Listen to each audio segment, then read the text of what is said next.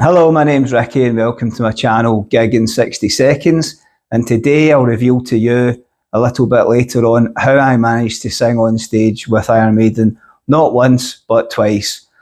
I'll also go on to describe how I managed to get into Iron Maiden in the first place and show off some of the memorabilia that I've collected down through the years. So it was about 1992, during my high school years, that some of my friends were into heavy metal music and they were going on about Iron Maiden, and I'd never heard Iron Maiden's songs. This was pre-internet days. So a boy in school, Alistair McIntosh, gave me a mixtape. Those that are the same age as myself will know what I mean by that. It's a cassette being recorded with several songs on it by pressing play and record on it. So he gave me that to listen to, and I enjoyed the music. And then my other friend, my best friend from school at the time, Paul Laverty, he had the Live After Death album, which we used to play a lot when we were down playing the computer. That would be on in the background, and I got to know the songs. Obviously familiar, brilliant live album, that one of their best, taken from like the first 4 albums that they'd released. So I get really into them, and I'd never been to a concert at this point in my life. I was 16 years old, and then we saw that they were coming to play at Glasgow, and I bought my first ever ticket. They were due to play in May 1993.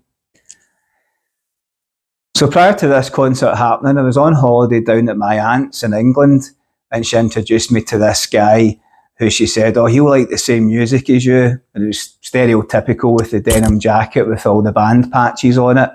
And we got chatting, and I was saying how I was really looking forward to going to see Iron Maiden. It was going to be my first concert.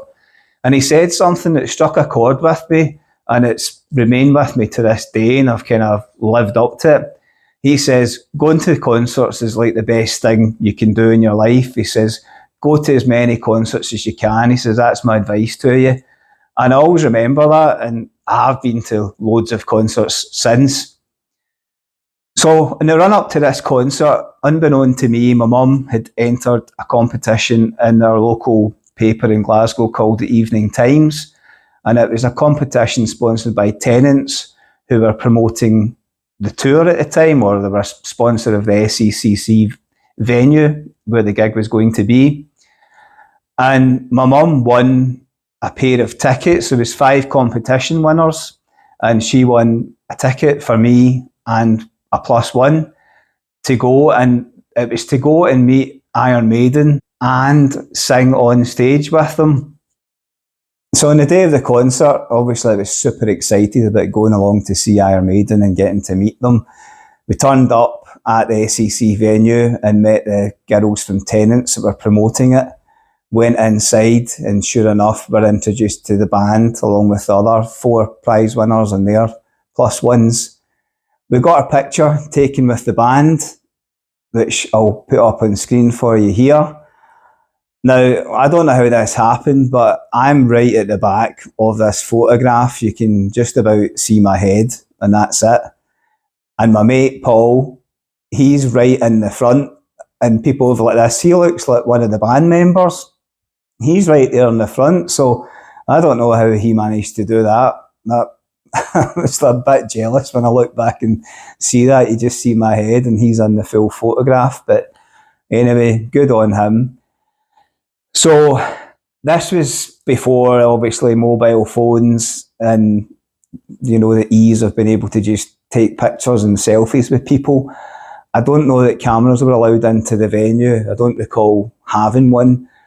So we only had this photograph, which was taken by the Evening Times newspaper. What I did manage to get was, I went along and I had just bought the Fear of the Dark cassette album, and I managed to get that signed by each member of the band. Because back then it was autographs that you got with people. It wasn't selfies. So at least that's something to remember it by. So we go into the gig, and we were told that basically during the song Heaven Can Wait, or just before it. I can't remember what song was on before it, but whenever he played the song before it, we had to make our way to the corner of the stage. And when we went on, we were saying that during the next song, during Heaven Can Wait, when it comes to the bit where it goes, whoa, whoa, whoa, whoa, whoa, whoa, whoa, whoa. Yeah, I know I'm not the best singer, but you get the idea. So just before that starts, us 10 the 5 prize winners plus ones were to run on stage, you know, and you could just do whatever you wanted to do, jump up and down, headbang, whatever. Vague recollections of it. One thing that was pretty cool was that I was actually at a concert and there was a whole bunch of people from a year at school that were going to the same concert as well. And I'm pretty sure from memory I managed to say to the Tenants girls, and we got a few of them up on stage as well. So obviously made a great memory for those people too. I look back now and I wish I had some footage from that. If there's anybody by some miraculous chance that's watching this that was at this concert at the SECC in 1993 and has some footage of it, a picture of the front of all these people on stage, then please get in touch. It would be amazing to have that as a souvenir. I've thought about writing to the paper, but it's 31 years ago now, so I don't even know if they would have that in their archives. So anyway, so that was something to treasure. Not many people can say their first concert's Iron Maiden and they get to meet the band. Okay, so that was the first time that I got to sing on stage with Iron Maiden. Now to the second time. So Bruce left the band shortly after in 1993 and Blaze Bayley joined the band and they went on the X Factor tour and they were due to play the Glasgow Barrowlands in 1995. There's a local radio show that was on a Friday night, well, Saturday morning, it was midnight until 2 a.m, called the Clyde One Rock Show, and it was hosted by a guy who's kind of legendary from our area called Tom Rusell. So he had a competition on the show. They played an Iron Maiden song, I think, from memory, and you had to phone in and say what song it was, and they would pick 3 winners to go to this concert. And it was to sing on stage with Iron Maiden. I went down, I made the phone call, it was like 1 o'clock in the morning or something. And I got this call back about half an hour later to say that I was one of the winners. So I got my pass to go along to the Barrowlands on the night of the concert. By this time I was 18, so I could drink and I was really looking forward to meeting the band. So I wasn't going to be as nervous. I'd been to a few concerts by this point and I thought this would be a better opportunity, I'll enjoy it more. However, to my disappointment, when we got there, we weren't allowed to meet the band. The stewards didn't seem to know much about the competition and said that we couldn't meet the band. However, we did get to sing on stage. Again, it was Heaven Can Wait during the chorus coming on. That was a good experience, jumping in front of the Barrowlands crowd. Again, if anybody has some photos of that or even recalls that happening, it would be lovely to hear from you. So I did feel a bit disappointed that I didn't get to meet the band, so I actually wrote in to Tom Rusell Rock Show. That's a copy of the letter here, I'll put it up on screen. I said, "Dear Tom, I listen to your show every week and I think it's brilliant. I was really pleased when I was one of your winners in your phone-in competition on Friday the 3rd of November 1995 to receive Iron Maiden tickets for a gig for 2 people and backstage passes, an opportunity to join the group on stage to sing along with them. However, when I got to the Barrowlands on Sunday night, I was told it was only myself that could go on stage and not my mate. So having argued with the stewards for 5 minutes that the competition said I could bring my mate up on stage with me, I had to settle for going up on stage with all the other prize winners who were in the same mode of thinking I was. After it had finished, I'd made my way back to the stage door, expecting to go back to meet them, and they said that the passes didn't entitle us. So anyway, So I'd enclosed a copy of the pass from the night from it, and to be honest, I didn't expect to hear anything. I thought, I'll not hear anything back, that'll be the end of the matter. So some time passed, it was February 1996, and I hadn't heard anything more about it, and didn't expect it, to be honest. When suddenly a package came through the door, and it was a letter from Sanctuary Music, basically apologising and saying that there was an error with the communications about the competition, and that how Iron Maiden don't like to disappoint the fans. And enclosed was a signed tour programme from the X Factor tour. Now, I can't actually find that at the moment. I'm sure it's up at my mum's. I've told her to have a look. She's not came across it yet, but I know it's up there somewhere. I also got the X Factor album single of Lord of the Flies, and I got the X Factor tour t-shirt as well. So that wasn't bad as a consolation. Okay, so there is a nice wee conclusion to this story about not meeting the band in 1995. 2008, 12 years after receiving the package from Iron Maiden's management, I was at an event at the garage in Glasgow called Monsters of Mock, and this was a tribute festival with several different bands, tributes to Guns N' Roses, Metallica, AC/DC, etc. And it was being introduced by Tom Rusell. He would introduce each band on stage. After the event had finished, we were getting a drink at the bar, and I spotted Tom sitting at the bar himself. So I ordered a pint and asked him what he wanted, and I got him a drink and had a wee chat with him, and I told him about what had happened with me not getting to meet the band, and how I sent a letter into his show and to thank him. Now, he said that he remembered receiving this letter and my subsequent letter thanking him for what I'd later received from Iron Maiden. I don't know whether that's true or not, or if he was humouring me, but I thought it was a nice wee story just to share with you. So other times that I've seen Iron Maiden live in concert was in 1998 when they were in the Virtual 11 tour. Again, that was at the Barrowlands. And then I saw them at the SECC in 2000 when Bruce was back with the band and they were on the Brave New World tour. Then I've got a bit of a wait until I saw them.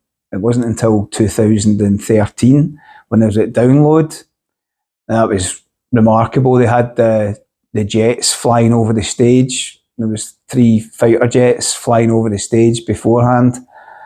And they had a cracking set. And then they had announced on that they were going to be doing a show at London.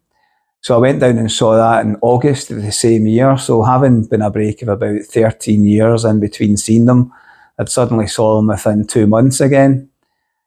The next time that I saw them after that was in 2017 during the Book of Souls World Tour. So that was excellent, some cracking props for that. And then obviously I saw them the last time was in June last year on the Future Past tour. I was super excited for that because it was concentrating on material from the Somewhere in Time album.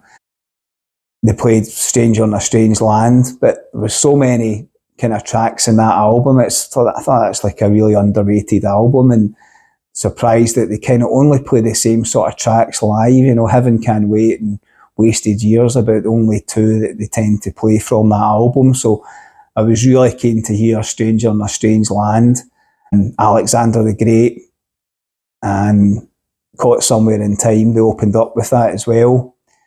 The one song that I was disappointed that they didn't play on it was Sea of Madness. I think that's really good. Also, Loneliness of the Long Distance Runner. There's an Iron Maiden tribute band locally called Made in Scotland, and I've seen them for about the last 18 or 19 years, and they're a cracking band. I've got a wee bit of footage on my page from them performing. They covered the full Somewhere in Time album when it was like the 30-year anniversary of it. They did that, and that was brilliant. Really enjoyed that. So I do have quite a lot of footage from the concert at the Hydro in Glasgow from June last year. I've got 5 songs, I think, in total from it. I've managed to record Stranger in a Strange Land, The Prisoner, Hell on Earth, Alexander the Great, and The Time Machine. Full songs. I had a cracking seat. I was nearly at the front row of the first deck, so the quality on it's pretty good and it's an uninterrupted view. So if you're a fan at all, then please check that out and give it a like and a share. Okay, just to show off a wee bit of my memorabilia that I said earlier in the video, I really love these guys. These are head knockers or bobble heads that I collected. One that I got in America when I was over there on holiday. I've had a look in eBay and Amazon, and some of these are quite hard to get now. So I've got the Trooper one there, which is cracking, some really good detail in that. I'm not taking them out of the box because they are quite brittle. There's a lot of fidgety bits to it, and to be honest, I'm frightened of breaking it. But you can see here the detail in it. That's the Eddie from The Number of the Beast. I've got the Live After Death Eddie there in chains. Looking up, quite heavy actually. And then I've got the Peace of Mind Eddie there as well. And then I saved this to last. This is basically my favourite one. I do love the Somewhere in Time album, and I really love Stranger in a Strange Land and everything sort of connected to that album. So I've taken this figurine out. You can see it there in all its glory. There's a lot of detail on it, but again, it is like really, really fragile. So I hope you like them. I had them all displayed in a case along with other figurines, but these are definitely my favourite, and I don't intend on selling them. I'm going to keep them and might get them displayed again. Who knows?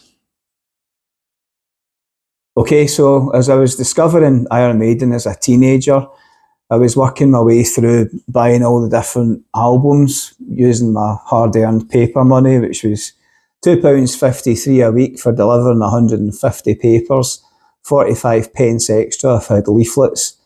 So cassette albums were about £8 or £9 at the time because they were kind of all the rage. So it took me 3 weeks or so to be able to afford an album.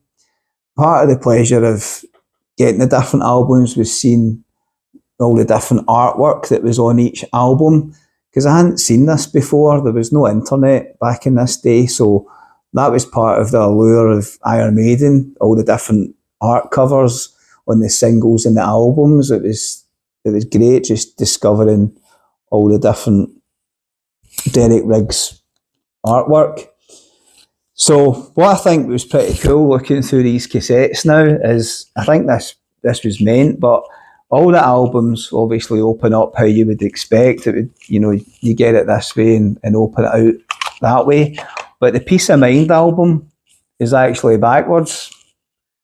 See that? It opens up that way. I think it's because it is Peace of Mind. It's meant to get you to think. And obviously my pride and joy is this Fear of the Dark one, which is the signed copy. With the introduction of CDs, obviously I then got all the copies of these on CDs. I since don't have them though. I think I sold them at Music Magpie to make do with get rid of them for space at the time. Next I'll show you my records collection. Okay, I'd like to show off some of the Iron Maiden memorabilia that I've picked up through the years, through record fairs and record shops in Glasgow. Missing was one of them in particular. The first thing I've got here is the Iron Maiden Bring Your Daughter to the Slaughter. This is a special edition. It says it's an etched disc.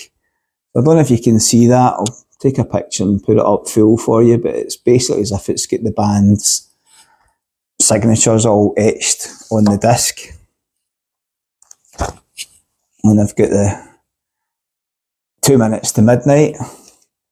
I think that's a cool photo in the background, as if the band are all held up for interrogation. Get the Flight a Vicarous single. Again, this is another etched disc. This is from the Fear of the Dark album. It's the From Here to Eternity. Again, it's an etched disc. I'll put it up so you can see it. It's basically the Donington 1992 Eddie version. And I've got Run to the Hills.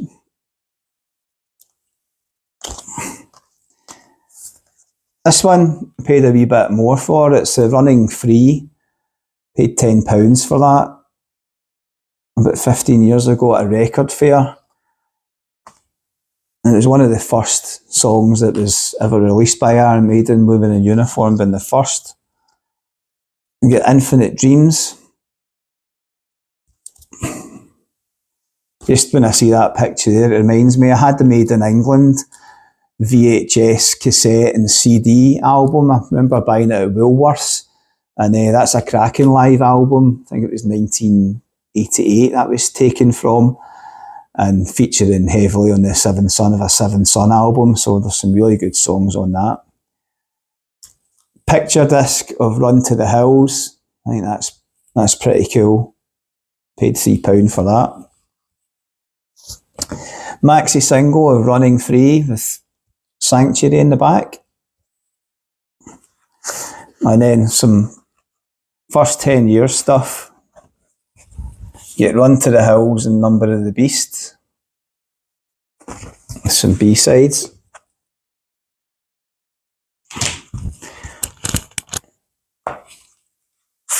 And then, like what I was saying earlier, you've got the Women in Uniform and Twilight Zone.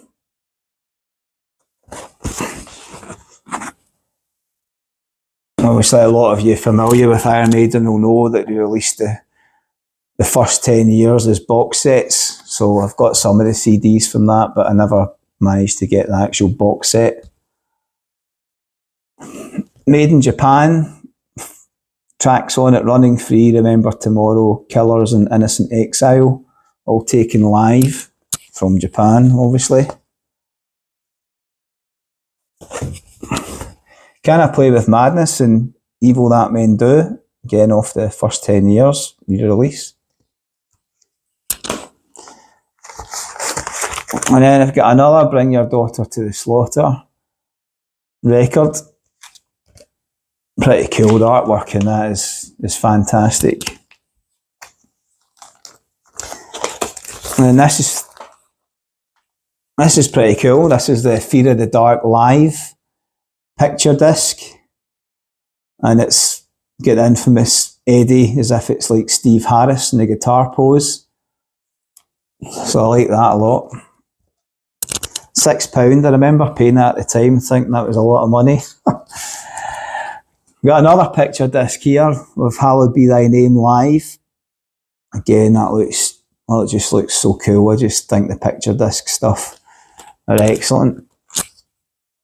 And then the last thing is my tour programme from my first ever concert in 1993.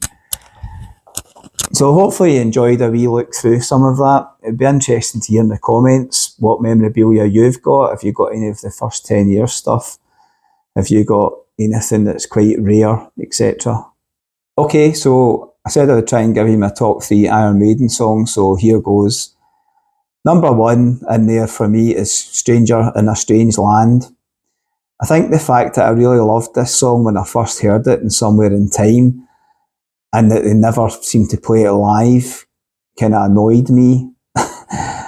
So when this Future Past tour was revealed that they were going to concentrate on Somewhere in Time album and Senjutsu, I was really pleased about that, and I was thinking, please let Stranger in a Strange Land be one of the songs that you do.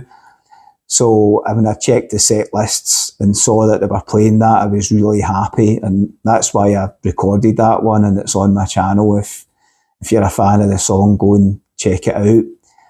I think they decided to feature these songs because when they released the Somewhere in Time album, they didn't have any real live footage from that tour, and I think Steve Harris had commented on interviews afterwards as much to the same. So I'm hoping that there'll be a future live album and we'll hear these tracks on it.